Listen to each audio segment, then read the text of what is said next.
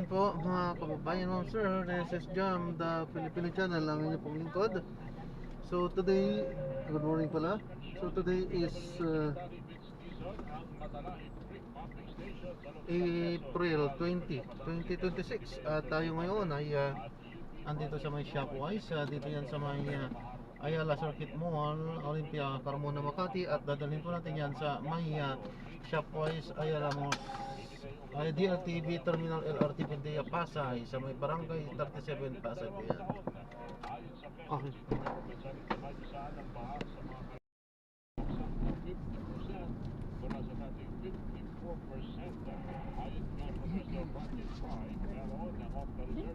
Kabilang sa mga nasakal na pangyayari ng survey, ang unang linggo na digmaan sa Middle East at ang proseso ng impeachment laban kay Vice President Sara Duterte. Yung impeachment complaint kasi nakuha lahat. So, yung impeachment process po nakapos ng survey na ba? Yung unang process o yung file ng case against her, diyan na kung may epekto yun. Alam mo siya yung epekto ng yung nangyayari sa ground. Siyempre, mas nakita si Duterte, nagbibigay ng ayuda, gumawa na action. So, baka iba rin yung mga perception sa mga kababayan. Samantala, ay inalabas din na resulta ng survey ang research sa linggo ang ginawa ng self-rated poverty at self-rated hunger. So, yung speaking mo, medyo stable mo yung pagtingin sa self-rated poverty at saka self-rated hunger. So, kung last quarter, halos walang nagbago.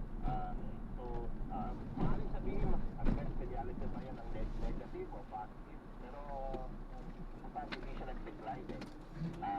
So, hindi siya naging mas masama ang sitwasyon.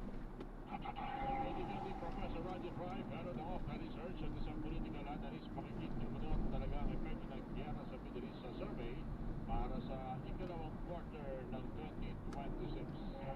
Sa kaulanan sa Queen ng House Committee on Justice sa Anti-Money Laundering Council o AMLAC, ang reports nito at hindi backtrack for kaugnay ng impeachment complaint dapat kay Vice President Sara Duterte. Yan ang binigay diin ni Batangas 2nd District Representative Jervin Luisno, chairperson ng House Committee on Justice, sa pagpapatuloy ng pagdinig sa impeachment sa Miyerkules kung saan isa sa mga pinatawag ng government agency ay ang AMLAC.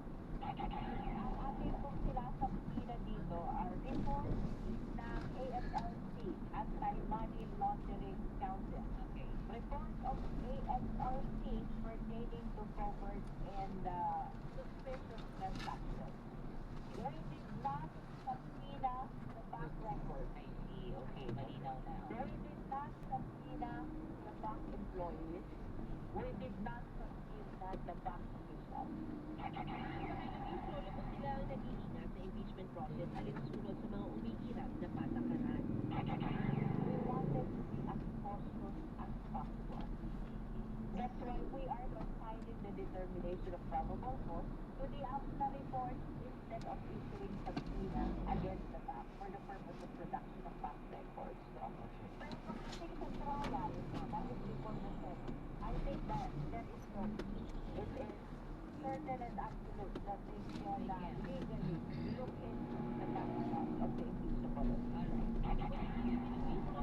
Sa Kamara ay bahagi ng kanilang kapangyarihan na idetermina ang probable cause at hindi pa convene na gagawin sa impeachment trial sa Senado. Bibigyan ng kapangyarihan ng role ng batas na mag-issue ng subpoena notice to court. This is for the production of documents for us to be able to test whether the allegation in the complaint, including the attached evidence, is sufficient already to constitute probable cause, no? At dito tayo binigyan din ng mandato na mag-conduct ng clarificatory hearings. We are not just proving, we are determining probable cause only, no? Meaning the Batangas 2nd District Representative Jervin Luisno, chairperson ng House Committee on Justice. Ito ang super balitang matakas nationwide.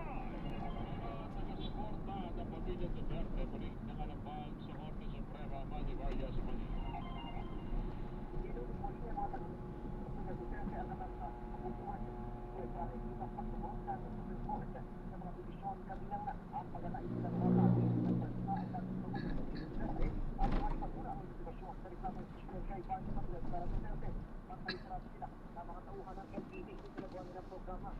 mula noong nakalipas na linggo. Halos araw-araw nagbawasan dito mga taga-support ng mga estudyante para talampakin nila ang koste ng sistema. Ako si Manny Boy, ang GMA Super Radio, DWD, apat mo. Ito ang super balita sa tanghali nationwide. Pinipin pa naman ni Senate President Tito Soto na pinulong niya ang mga kasapi ng Senate Majority Bloc ukol sa usapin ng impeachment kay Vice President Sara Duterte. Ayon kay Soto, pinaghahanda na niya ang mga kapwa-senador kaugnay ng posibilidad na pag-akyat ng articles of impeachment mula Kamara.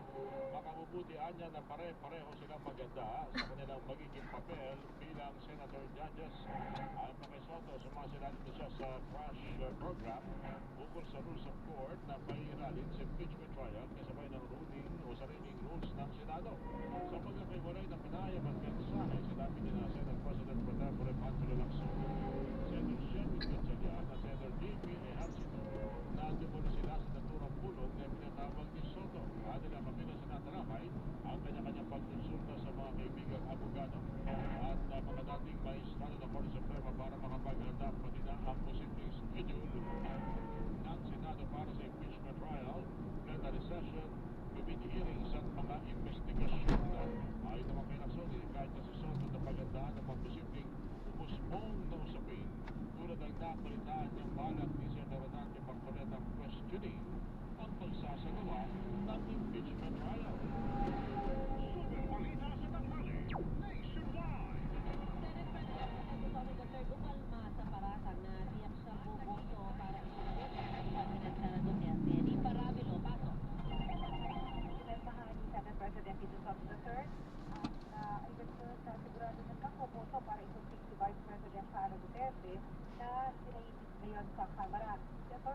Salvador Panelo, nakaalyado ng mga Duterte, ang nagsabi na sigurado na isumping si Vice President Duterte, nila Senate President Soto, Senator Luisa Ontiveros at si Pangilinan, pati na ni Senate President Pro Tempore Pancho Lacson.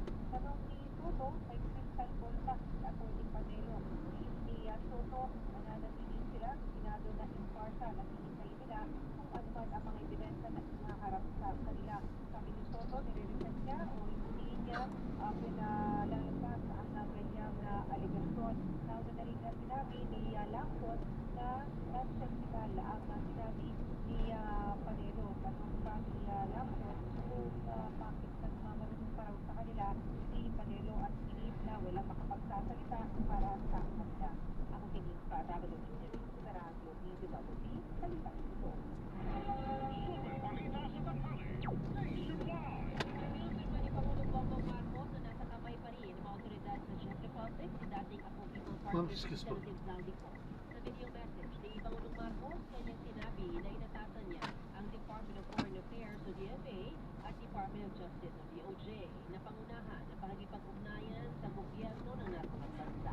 Kaya para magawa ang lahat upang maibalik sa Pilipinas ng ligtas at maayos ang dating kongresista. Din pa ng Pangulo, kailangan ng sapat na panahon para maibalik sa bansa si Ko dahil sa may proseso na kailangan sundin. Dati anya ito ay para makikuro mapananagot sa batas ng dating kongresista. Nanatili po siya sa kustodiya ng Czech Republic at isinasagawa natin ang lahat ng mga kinakailangang hakbang para sa kanyang pagbalik dito sa Pilipinas. Inutusan ko ang Department of Justice kasama ang Department of Foreign Affairs ng pangunahan ng pakikipag-ugnayan sa mga otoridad ng Czech Republic upang matiyak maayos at naayon sa proseso ang lahat ng kinakailangan. Naminig ni Pangulong Bongbong Marcos. Ito ang super balita sa tanghali nationwide. Ang PNP nilatag ang proseso sa posibleng pag-uwi sa bansa ni dating Congressman Zaldico. Mark Pangalanan, Mark. Iniyak ng Philippine National Police ang kanyang handaan sa posibleng pag-uwi sa bansa ni dating Congressman Zaldico. Ikaw ang nagpabilisan sa mga utang sa drug control scandal na niwanan ko pa rin at naresto sa Czech Republic dahil sa nawalan ng dokumento. At sa pagkakas ng krami, ilang nagpipintis po ng President General Harold Cuarto ang mga mangyari sa posibleng pag-uwi ni Ko. Manawalan kay interim over muna ng DFA sa DLCO. Pagkatapos sa pagkakasalan ko sa medical at physical check-up sa CIDG sa krami dahil under renovation sa ngayon ang Hospital Center.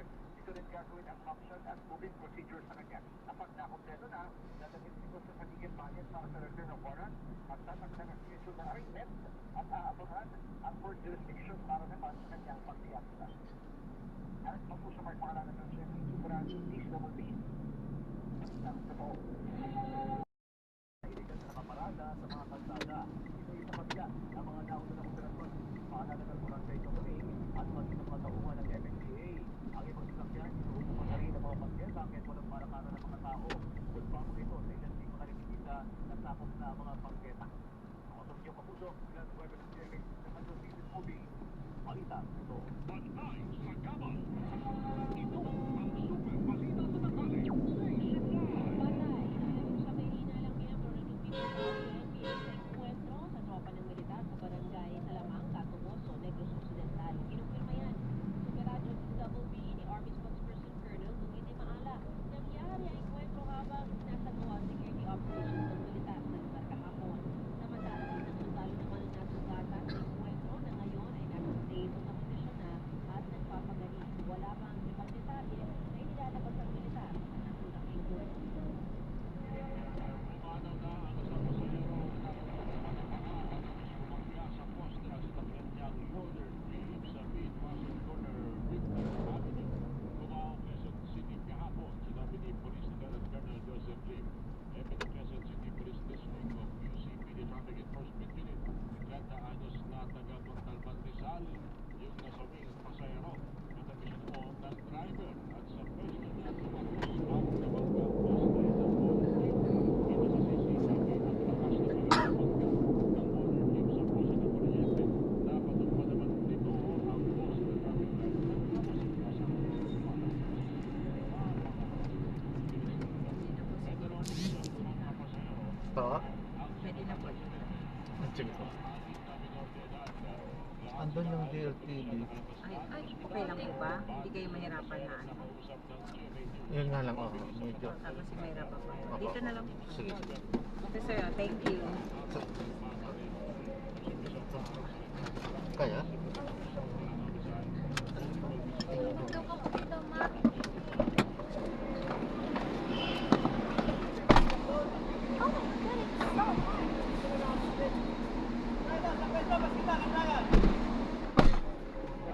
Balikan mo na ang mga headlines sa ating mga balita. Jasper Patlabat ng Kasamaan ng Pino. Thank you, sir. Department of Energy umaasa na tatalima ang oil company sa panawagan. Price rollback bukas. Ang grupong Pistol nagain ng petisyon sa LTFRB para sa 10 pisong taas pasahe sa jeepney. DSWD gagamit ng digital system o electronic wallet sa pamamahagi ng ayuda sa hinaharap. Pamamahagi ng ayuda para sa mga syuper sa pangkumplimong transportasyon matatapos ngayong Abril ayon sa kagawaran. Ang presyo naman ng bigas at baboy tumasok na bahagi ng Abril batay sa datos ng Philippine Statistics Authority. Pilipinas magpapadala ng high-level coordination team sa Czech Republic para maibalik si dating Congressman Daltico sa Pilipinas ayon kay Pangulong Bongbong Marcos. Mula sa performance ratings ni Pangulong Bongbong Marcos, tumaas ito ng quarter ng 2026. Vice President Sara Duterte na panagiling kanyang trust rating pero bumaba ang performance rating batay sa survey ng Opta Research. Dalawang pulis ang magka-viral na insidente sa EDSA busway inalis sa pwesto. 6 na pulis naman ang sangkot umano sa Barracks Rental Kickback Scheme inalis din sa pwesto. Masaya naman naputunan na ba matapos bumangga sa poste sa Quezon City sa National Modern Jeepney pumanaw na. At 19 na hihinalang miyembro ng New People's Army o NPA patay sa enkwentro sa militar sa Negros Occidental.